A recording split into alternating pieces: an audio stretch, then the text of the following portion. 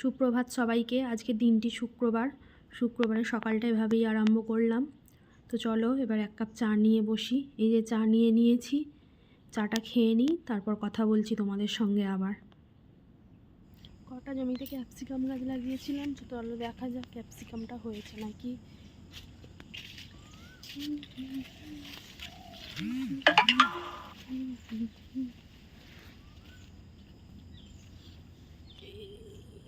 এই যে ক্যাপসিকাম গাছ, হে বাবা,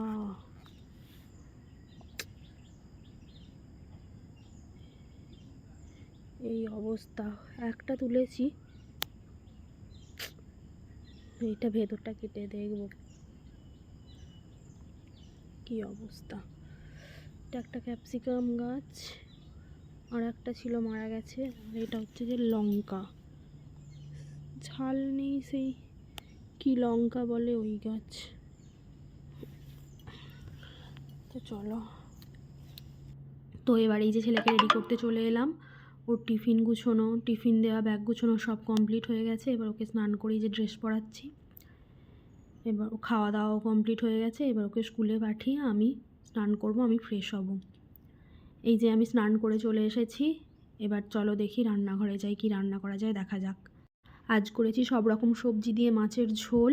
এই ঝোলটা খুবই ভালো লাগে, নিম পাতা মাখা আলু দিয়ে, এটাও আমার খুব পছন্দের। আর ঢ্যাঁড়সের ঝাল। ভিডিওটি ভালো লাগলে একটা লাইক করে দেবেন। ধন্যবাদ।